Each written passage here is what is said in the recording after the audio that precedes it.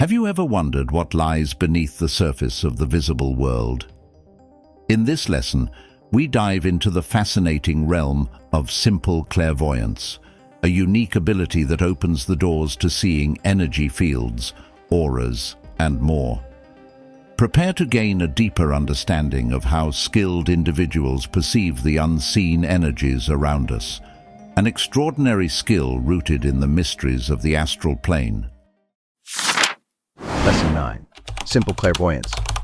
In a previous chapter we have seen that there are three well-defined classes of clairvoyance, namely 1. Simple Clairvoyance, 2. Clairvoyance in space, and 3. Clairvoyance in time.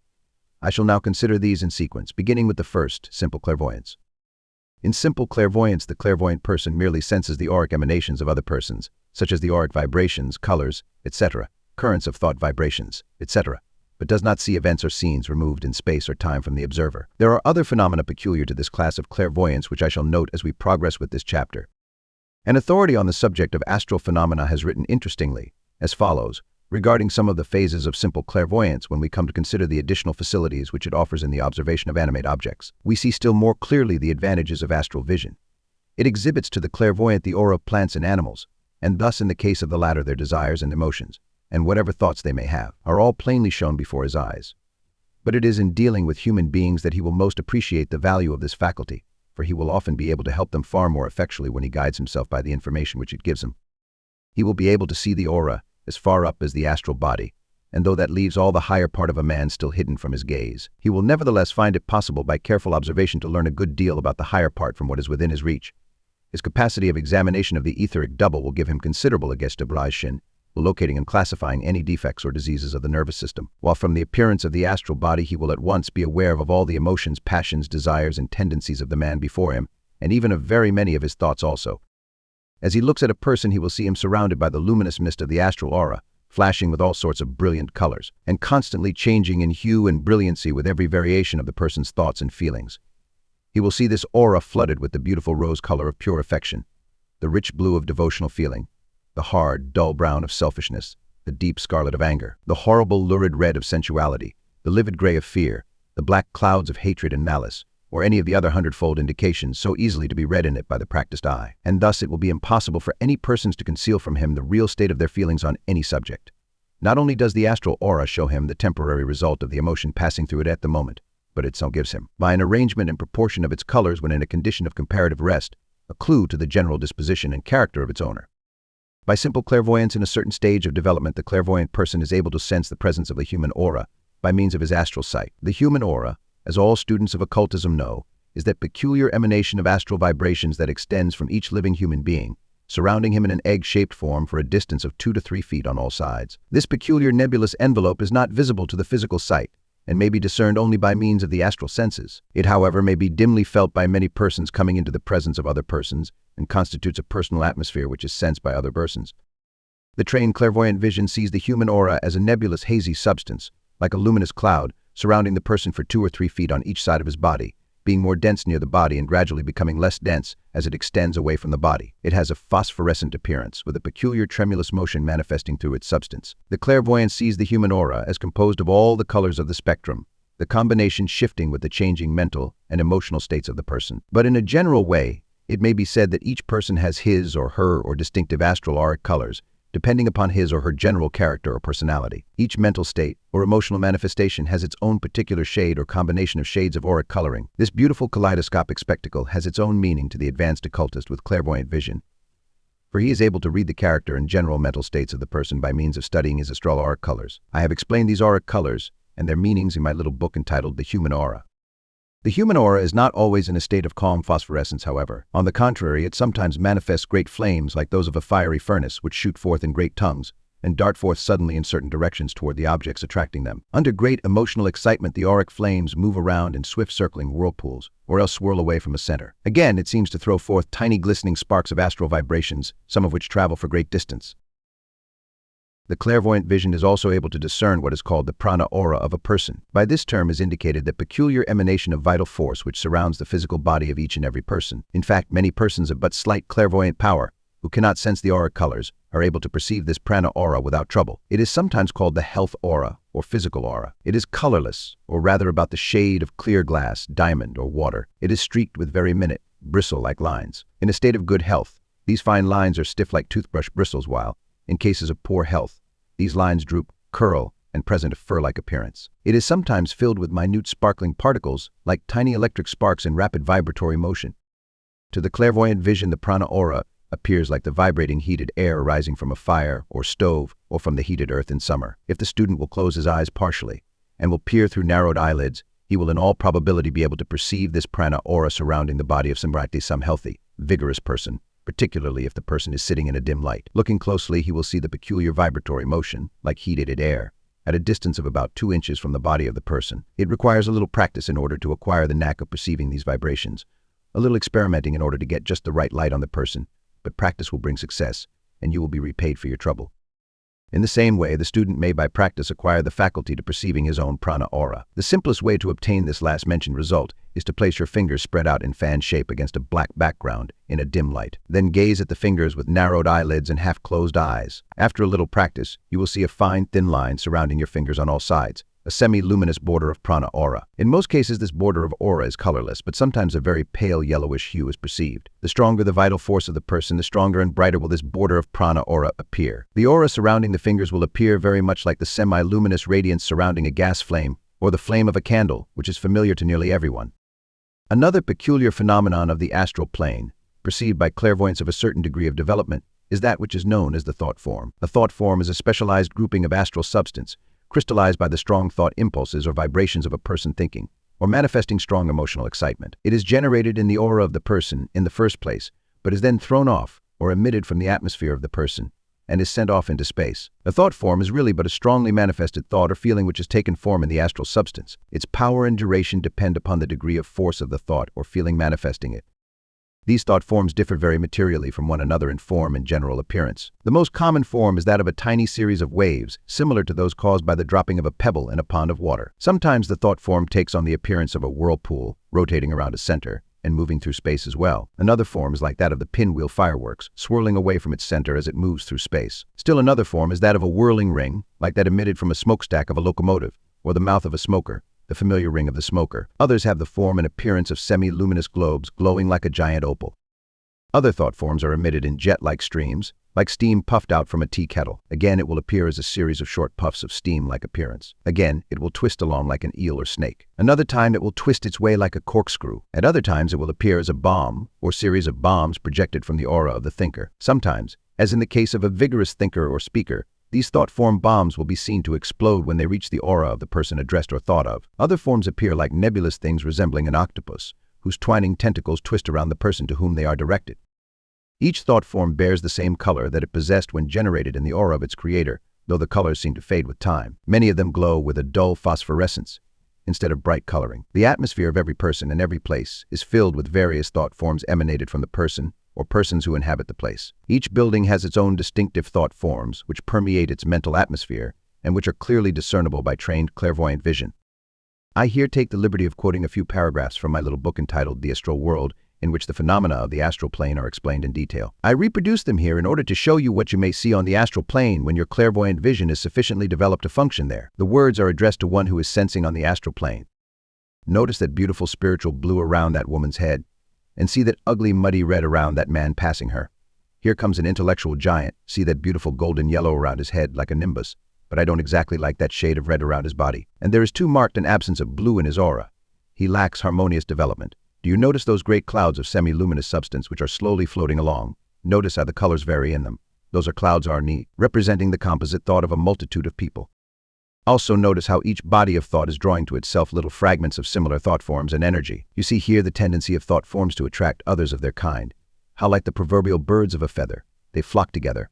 How thoughts come home, bringing their friends with them. How each man creates his own thought atmosphere. Speaking of atmospheres, do you notice that each shop we pass has its own peculiar thought atmosphere? If you look into the houses on either side of the street, you will see that the same thing is true. The very street itself has its own atmosphere, created by the composite thought of those inhabiting and frequenting it. No, do not pass down that side street. Its astral atmosphere is too depressing, and its colors too horrible and disgusting for you to witness just now. You might get discouraged and fly back to your physical body for relief. Look at those thought forms flying through the atmosphere. What a variety of form and coloring. Some most beautiful, the majority quite neutral in tint, and occasionally a fierce, fiery one tearing its way along toward its mark. Observe those whirling and swirling thought forms as they are thrown off from that business house. Across the street, notice that great octopus monster of a thought form, with its great tentacles striving to wind around persons and draw them into that flashy dance hall and dram shop, a devilish monster which we would do well to destroy. Turn your concentrated thought upon it, and will it out of existence there. That's the right way, watch it sicken and shrivel. But alas, more of its kind will come forth from that place.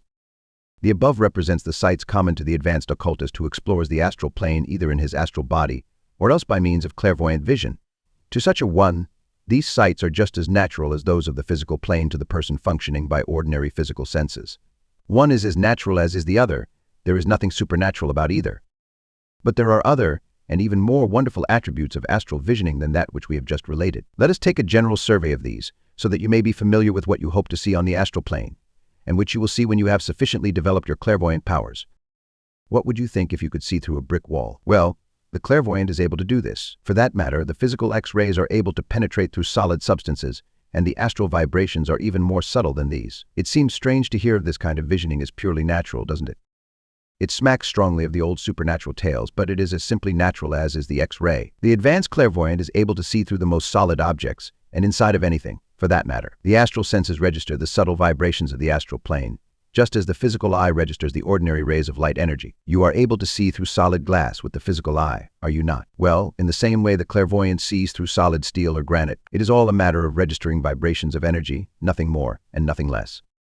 It is in this way that the trained clairvoyant is able to read from closed books, sealed letters, etc. In the same way, he is able to pierce the dense soil and to see far down into the depths of the earth, subject to certain limitations. Veins of coal, oil, and other substances have been discovered clairvoyantly in this way. Not every clairvoyant is able to do this, but the advanced ones have done it. In the same way, the trained clairvoyant is able to see inside the bodies of sick persons and to diagnose their ailments, providing, of course, he is familiar with the appearance of the appearance and has a sufficient knowledge of physiology and pathology to interpret what he sees.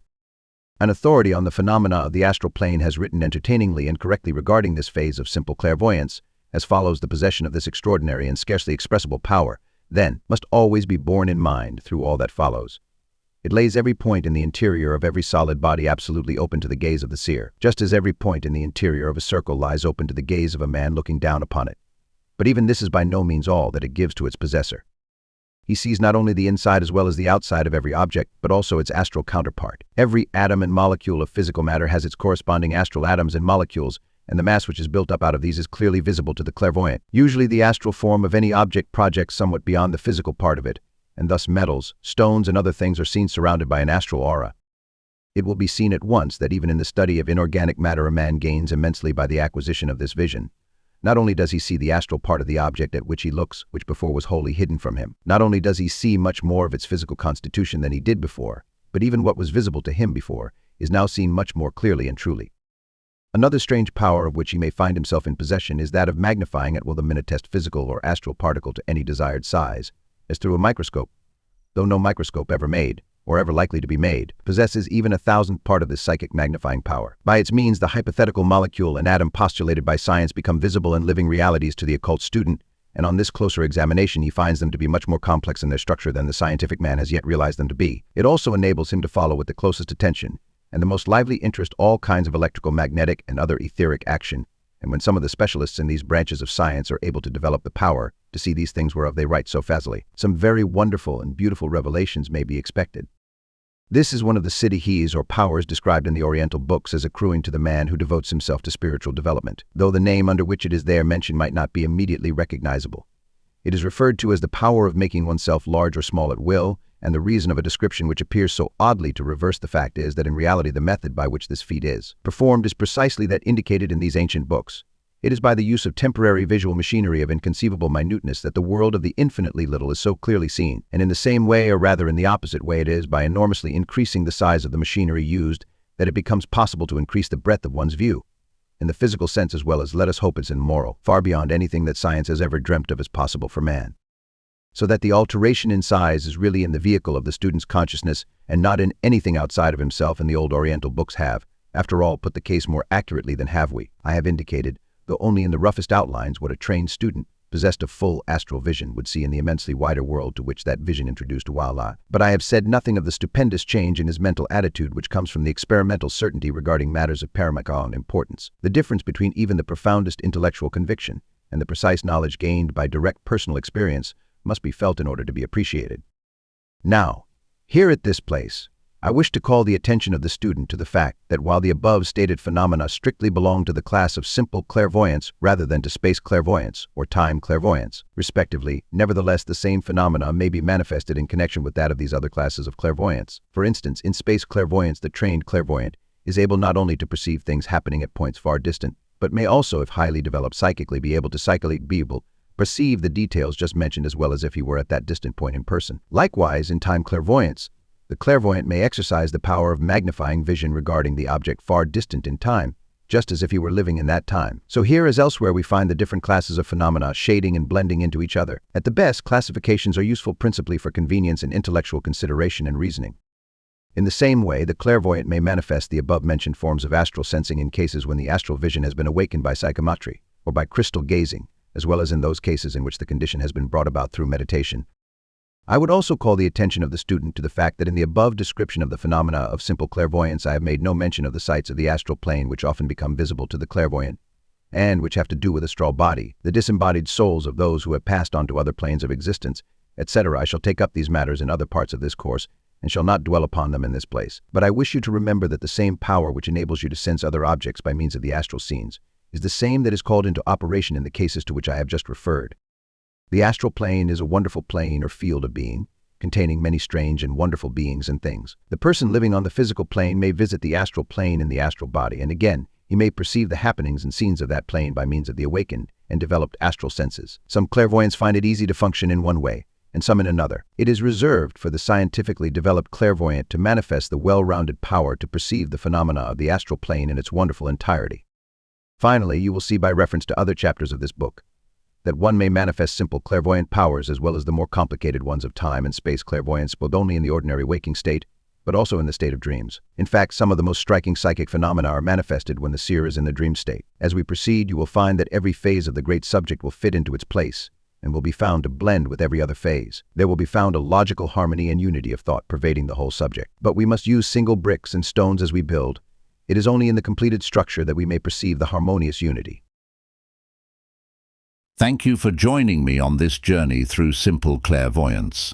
In this lesson, we've explored the fascinating world of auric emanations, astral vibrations, and thought forms.